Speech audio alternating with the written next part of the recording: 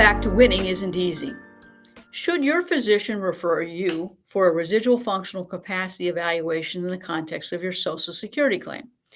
Now, you may have asked your doctor to complete that residual functional capacity form that will explain your restrictions and limitations in great detail. And your doctor in response may have said, I don't fill out forms, or I don't know what your restrictions and limitations are, so go get a functional capacity evaluation. Now, to me, that's the chicken's way out. The Social Security Administration, do they want you to undergo a functional capacity evaluation? Well, the Social Security Administration is trying to determine how long that impairment is going to last, how it limits your ability to function. In other words, how long can you sit, stand, walk, stoop, bend?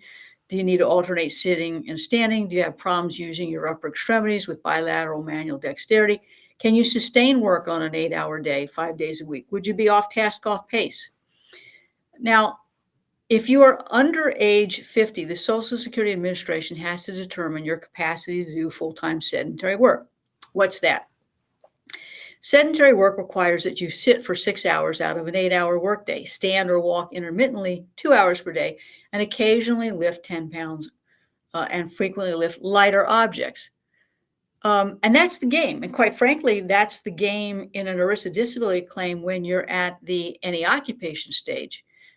And so some doctors are tempted to punt because they either don't want to fill out the form or they don't want to answer the question. And they think you'll go away if you are told to spend money to get an FCE. An FCE is a series of tests that are used to identify your physical skills, your functional abilities, your activity tolerance, and your work tolerance. It can be as short as 2 hours. It can be a 6 to 8 hour evaluation. It can be administered as long as 2 days. It's generally administered by an occupational therapist, a physical therapist, rarely a doctor, and it can cost anywhere from $1,000 to $5,000. Now, one of the things you need to understand is that the opinion of the physical or occupational therapist is not acceptable in a Social Security case. And the only time that I've ever used an FCE in the context of a Social Security case is when I've gotten one in my ERISA case. And I'll talk about that in a minute. But I have the physician endorse it. The Social Security Administration will never ask you to undergo a functional capacity evaluation. And quite frankly, they prefer a residual functional capacity form. If your doctor says, I'm not going to fill it out, I'm not going to play ball, go find another doctor. In the context of an ERISA case, if your doctor says, I'm not going to fill out forms, then you need to go find another doctor.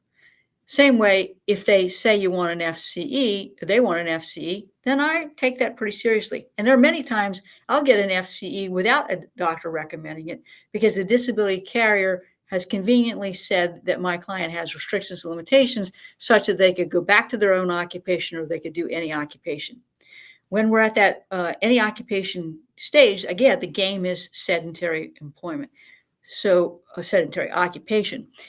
So I want my vocational evaluator to evaluate my person's capabilities in lieu of potentially not only all of their disabling medical conditions, but in the context of what the disability carrier's doctors have said. So if the disability carrier doctor says you can do light work, I want the FCE provider to do a test to determine if you're capable of light work. What sedentary work level activities, if any, could you do? What happens with pain, exhaustion, fatigue, shortness of breath? How does that impact your functionality as the FCE progresses? I also try to do that sometimes in conjunction with my vocational evaluator.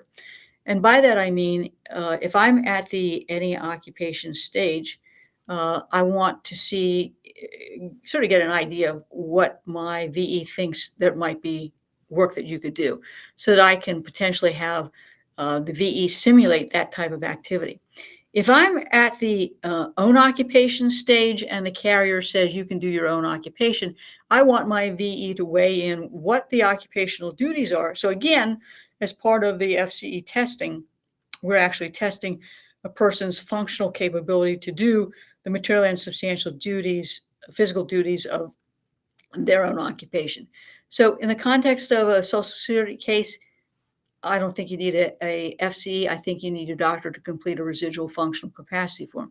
In the context of a risk disability case, most of the time I do get a functional capacity evaluation and a vocational evaluation to address the reasons why the carrier says you can do either your own occupation or any occupation. Again, different strategy, different approach, and it just really depends on the nature of the conditions that we have, the strength or weakness of the Social Security claim, and what I need to prove in the context of the ERISA disability claim. Got it? Let's take a break.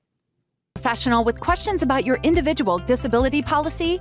You need the Disability Insurance Claim Survival Guide for Professionals. This book gives you a comprehensive understanding of your disability policy with tips and to-dos regarding your disability application that will assist you in submitting a winning disability application. This is one you won't want to miss.